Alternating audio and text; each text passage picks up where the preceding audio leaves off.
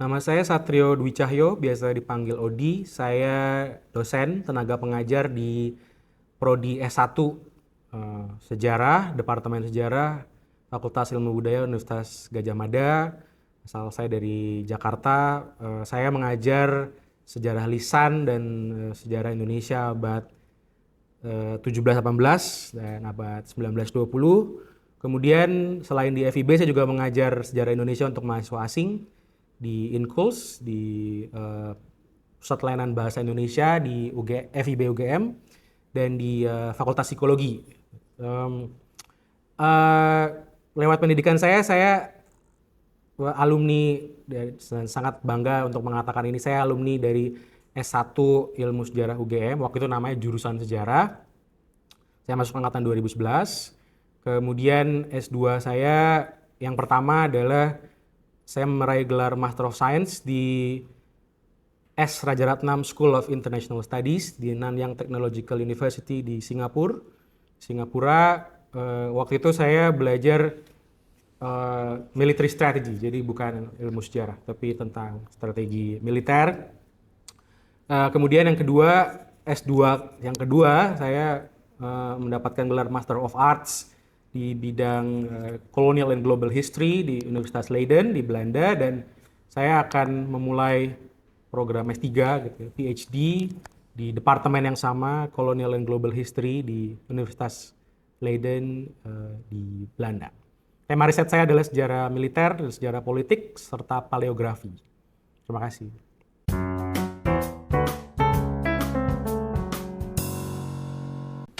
Keunikan dan keistimewaan prodi sejarah di UGM tuh ada beberapa ya. Nomor satu, yang paling mudah dan paling sering disebut adalah ini prodi sejarah paling tua di Indonesia. Ya, berdirinya tuh 23 Januari 1951. Jadi orang lain itu baru merdeka 6 tahun tuh ya. Merdeka baru 6 tahun, 2 tahun setelah perang, jadi 49, dari 49 kita mendirikan prodi sejarah. Tentu sebagai yang paling tua dihormati gitu ya, nggak cuma umur tapi reputasinya juga luar biasa. Kemudian kita adalah prodi sejarah yang dari lahir gitu ya, jadi alasan dari kelahirannya, kemudian denyut nadinya itu adalah memberikan suara kepada orang-orang yang selama ini tidak tertulis, tidak didengar suaranya di dalam sejarah. Jadi sekarang orang berbicara soal minoritas, soal etnis minoritas. Jurusan sejarah atau departemen sejarah itu sudah berbicara itu sejak tahun 1951. Jadi kita sangat progresif. Karena ini akan selalu menjadi topik ya, karena sejarah kan tentang jenderal, tentang para pemimpin, presiden, ya kan, tentang para laki-laki, terus para orang-orang yang dianggap mayoritas. Kalau di sejarah UGM justru terbalik, yang dilihat adalah siapa yang selama ini tidak tercover oleh sejarah. Ini selain itu di sini sumber daya manusianya itu bahasa sekarang tuh nggak kaleng-kaleng lah ya. Pendidikannya, risetnya, kualitas risetnya itu termasuk yang mungkin terbaik di Indonesia, karena saingannya bukan hanya dengan universitas tetangga, tetangga di kota ini atau di Indonesia, tapi kalian itu saingannya adalah tetangga, negara tetangga gitu. Saingan kita sudah selevel itu.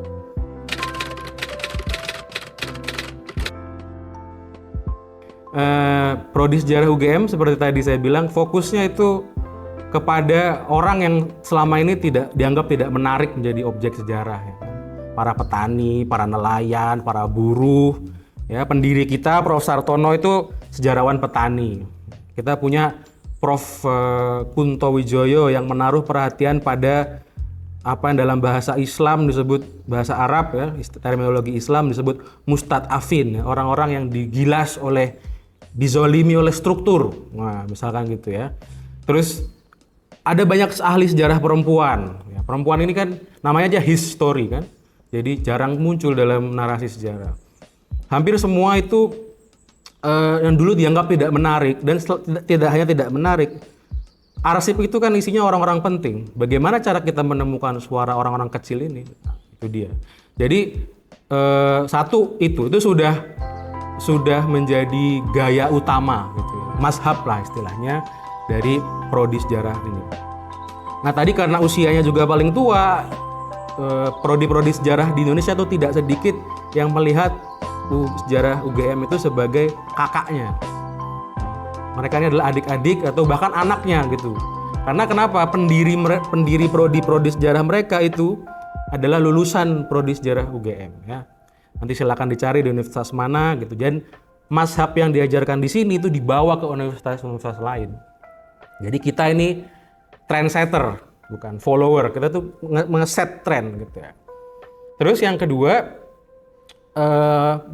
yang dilatih itu bukan cuma tema bisa mengerjakan tema ini, bisa menguasai tema sejarah ini. Tetapi yang paling penting, ya ini nggak apa-apa ya karena puasa, tapi analogi saya selalu makanan. Ya.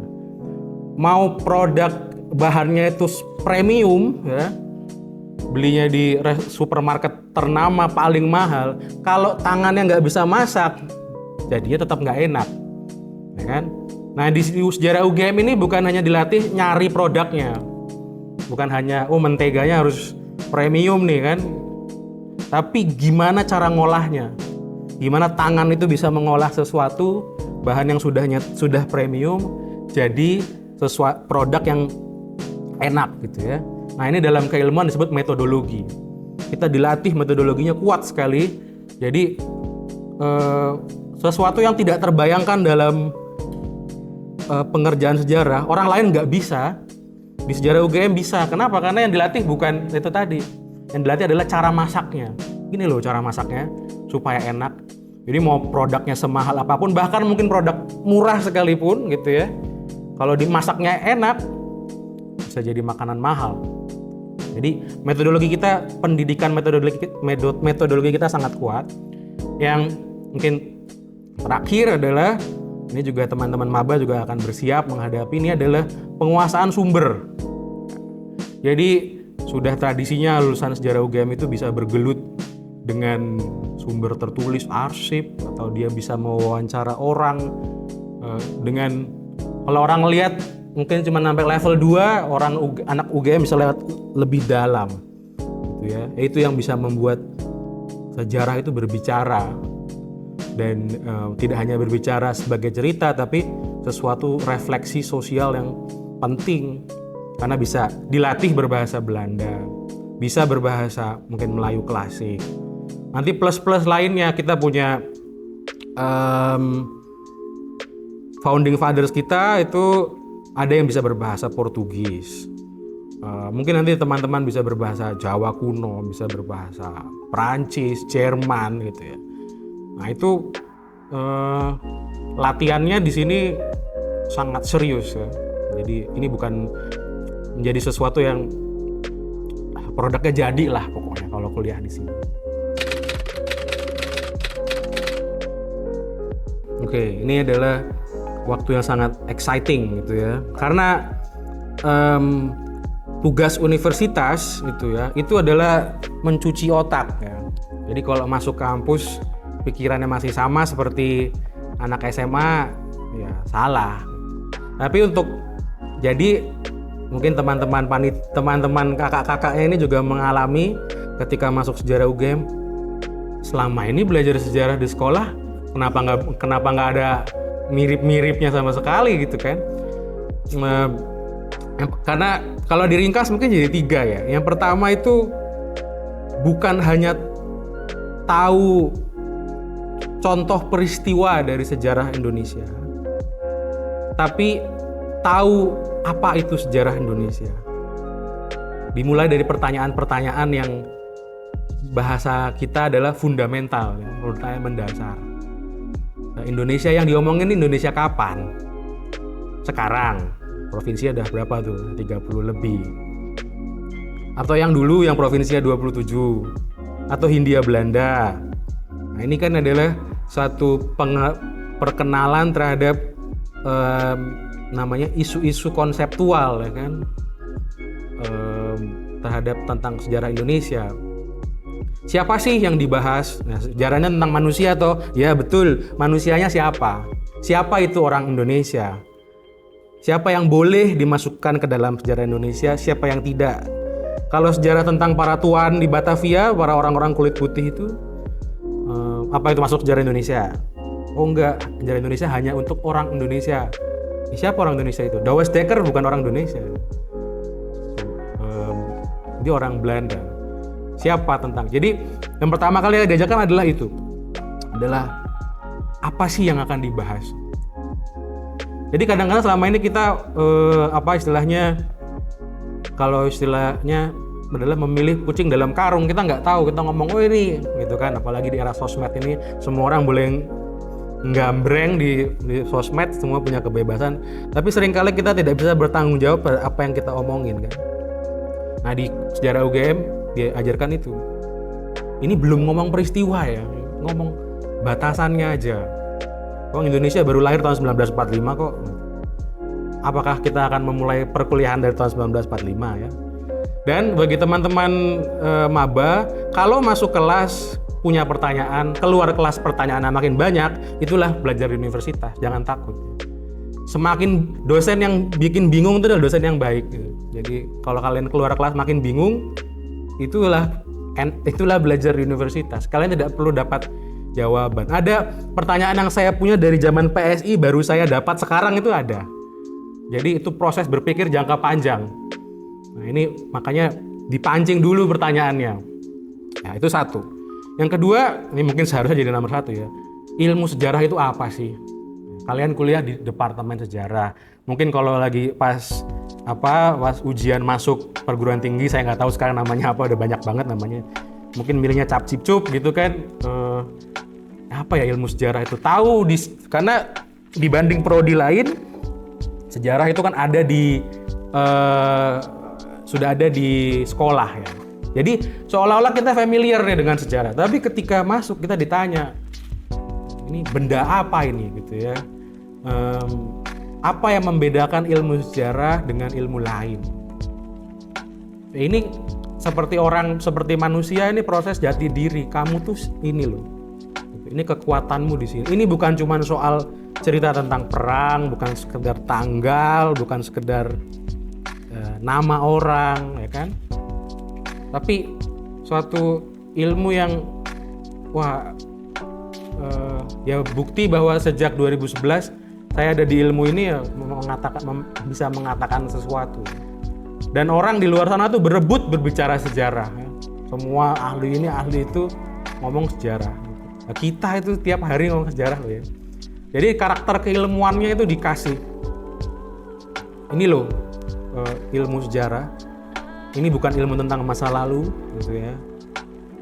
Ini bukan ilmu menghafal, tapi ini ilmu tentang sesuatu yang paling pasti dalam kehidupan, yaitu perubahan. Jadi dalam banyak hal ilmu sejarah adalah ilmu pasti, karena ini pelajarannya sudah pasti. Berubah. Ini adalah ilmu konteks. Apa yang kamu lihat sekarang, terutama di masyarakat, mau itu problem, mau itu sesuatu yang diterima apa adanya, itu adalah bukan hasil akhir, gitu ya.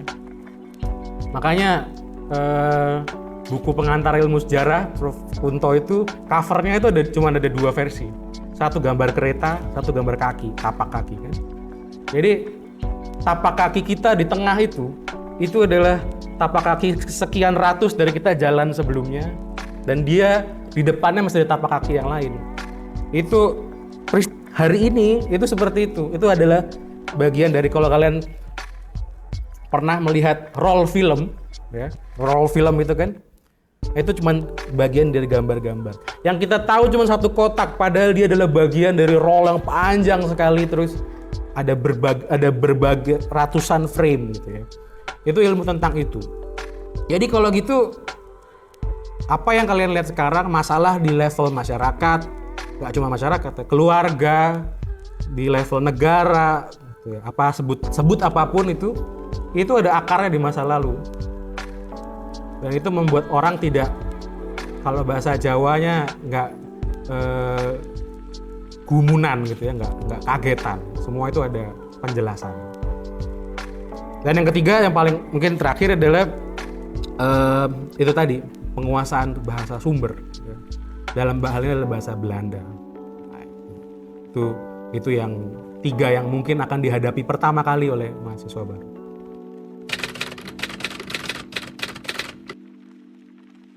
Ini akan perjalanan di Departemen Sejarah adalah perjalanan yang sangat exciting. Sejarah itu mengajarkan orang untuk menjadi orang yang bijak, ya. Dan belajar menjadi bijak itu tidak mudah, ya. Tapi jangan ketika masuk ke Departemen Sejarah, sudah memilih Departemen Sejarah, jangan buru-buru melihat kok nggak ada lowongan kerjanya ya, gitu. Karena persoalannya bukan itu. Kalian ini sedang di training cara berpikir yang saya tadi bisa bilang, saya bisa katakan di sosmed itu sekarang semua orang berebut untuk punya pengetahuan sejarah. Beberapa bahkan ya kasarnya jadi sok tahu gitu ya. Nah, kalian ini dilatih untuk tidak hanya dilatih untuk mengetahui sesuatu, tapi juga punya perasaan. Ya, punya perasaan. Di dunia ini sekarang kalian lihat sekitar itu yang langka itu adalah perasaan kemanusiaan, humanities. Jadi perasaan memanusiakan manusia. Semua itu problem di sekitar kita itu eksploitasi, pinjol, apapun itu lupa karena manusia itu adalah makhluk yang spesial. Dia bukan barang, dia bukan angka, dia bukan sekedar nomor dalam statistik, tapi dia adalah sesuatu gitu ya, orang yang berpikir, punya keluarga, punya. Nanti kalian akan memulai dengan sesuatu yang sangat menarik dan pada tahap pertama gitu ya, tugas kalian itu cuma satu, tugas teman-teman maba dan teman-teman panitia itu cuma satu. Jatuh cinta pada ilmunya.